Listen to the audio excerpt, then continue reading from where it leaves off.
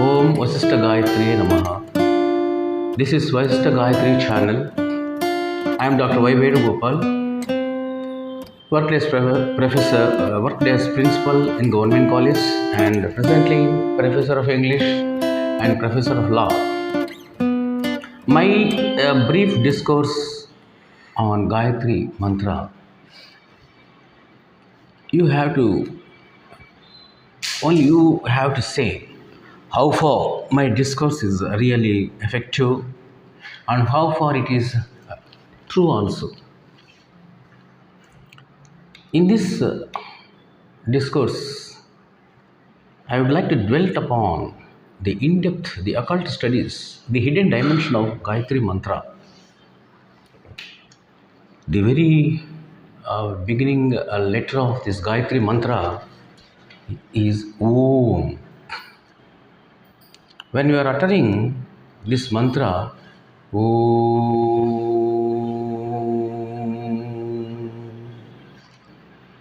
there is a fusion of our body, mind and soul. All these together will be working. And when these three objects work together, there will be a vibration.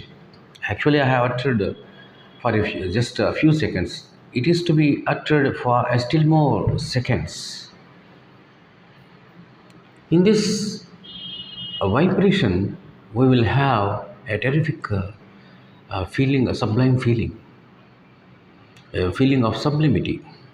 And above all, even before that sublimity, we must have the faith, a deep faith. We must repose a deep faith in this Gayatri mantra.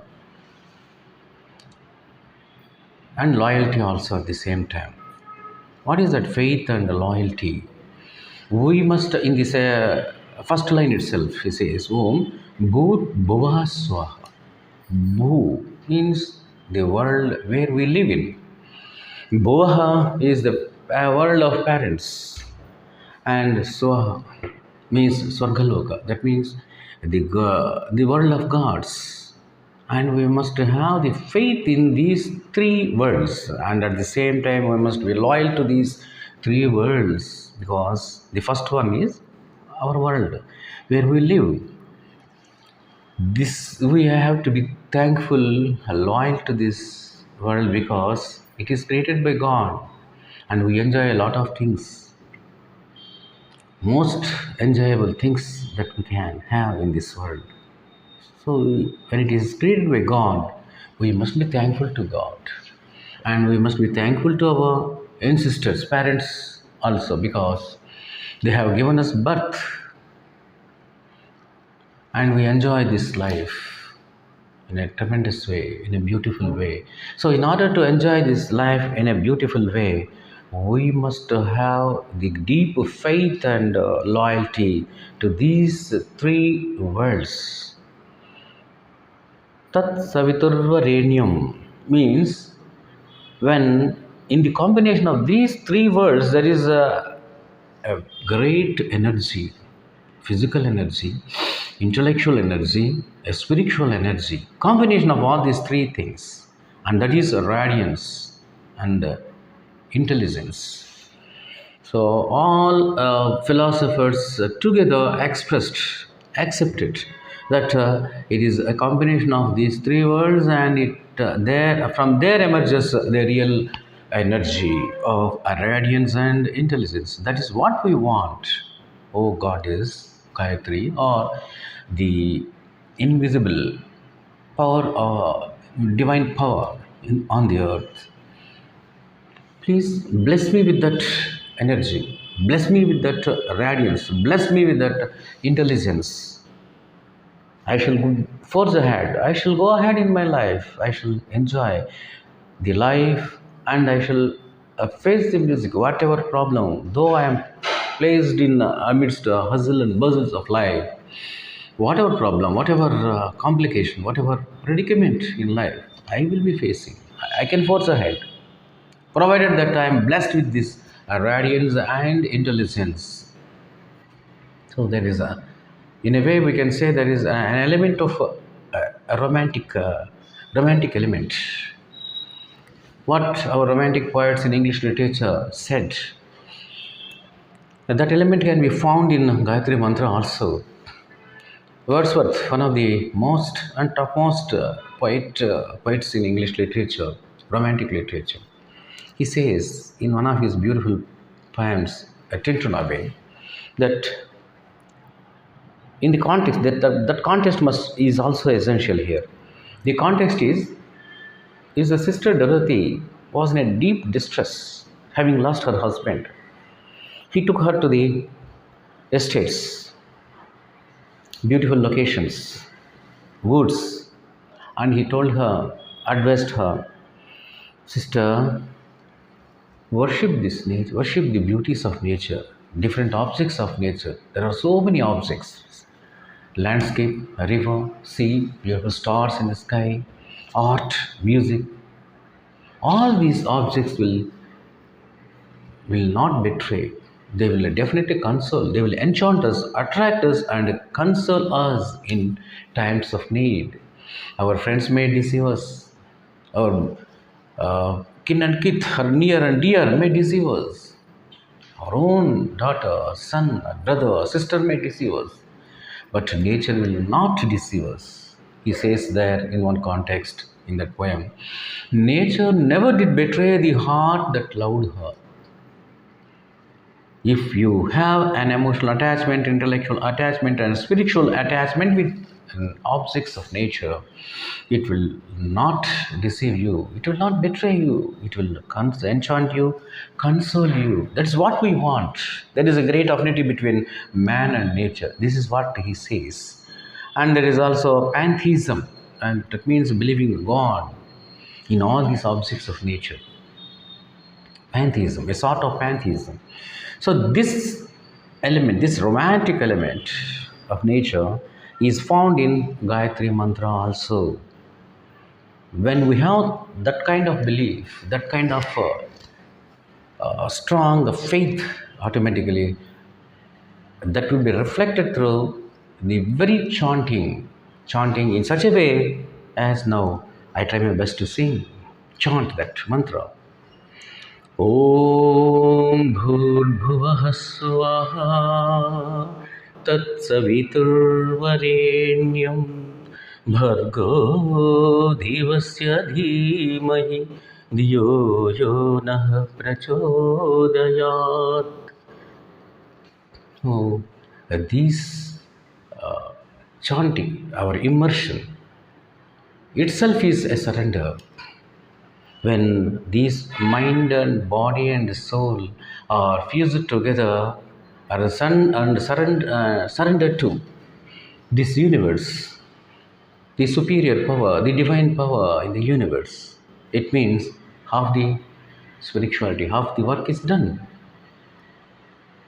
But at the same time, important element in this Gayatri Mantra is sublimity, feeling of sublimity.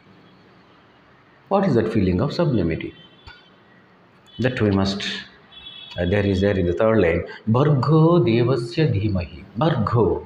See, it is this universe, it is this superior power in the world that will vibrate and dispel all darkness, dispel all evil thoughts, prejudices, ill mind, everything bad from our mind, and install only the good, only the noble, only the sublime ideas, sublime things. What kind of sublimity is consistent sublimity, not inconsistent. Consistency must be there. That means what we think, between what we think and what we do, there should be consistency. This is a great lacuna in the human world. So consistency must be there. If you may have a loyalty, faith, and a feeling of sublimity, sublime thoughts, sublime works, and you may be doing only sublime things also. Okay. But at the same time, you must be confined yourself to the sublimity throughout. That is stability. That stability is what is wanted, what is required. This is what is hinted, enunciated in that mantra indirectly. that sublime inconsistency or sublime stability, the stability that Vasishtha has, the stability that Rama has, the stability that Ravana too has, the stability that Vasishtha has. I would like to say a small instance. Vasishtha, for instance, is a great sage. He got Kamadhenu from God. Kamadhenum, which gives whatever we ask, whatever we demand, whatever we request, ask for, it will be providing. It will provide, it will give. King Kaushik, king of that land, came to Vasishtha and asked for that. Please, you give that Kamadhenu to me. Kamadhenu is a divine cow, which gives each and everything. Whatever you ask, it will give.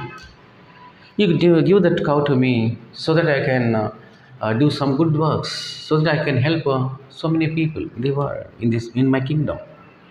Vasishtha did not.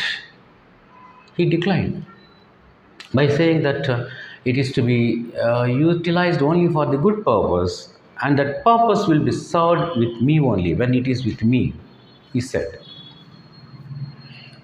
First, this king Kaushik go to Himalayas number of times for many years. He worshipped and worshipped, doing tapas there. Finally, he got a number of divine weapons, supernatural powers, came back and fought with Vasishtha. But in vain, he could not be successful because of the ecclesiastical power, the true power, the true power because of that Gayatri mantra. Because he has that stability, he has that loyalty, faith, sublimity, and stability throughout his life. He doesn't like to do any harm to anybody else. Though Vishwamitra Kaushik fought with him number of times, he did not show any revenge. He did not exhibit his prejudice, jealousy, ill thoughts, anything. When Trimurtis, the gods, advised Kaushik, you go and ask for pardon.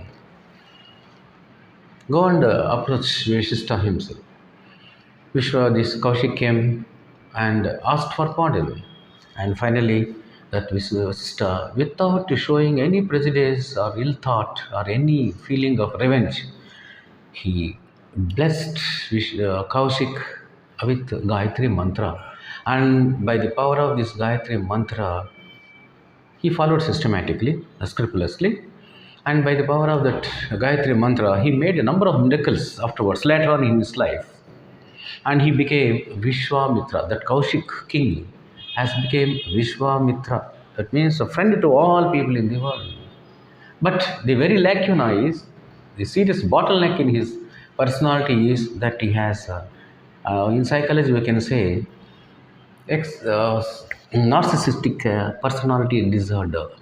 Narcissistic personality disorder, which means he cannot tolerate if anybody has any superiority, if anybody has any superior quality, if anybody has a great authority, any achievement, any great name, reputation, he can't tolerate. And he will be deviated from that. He will lose that stability, stable mind,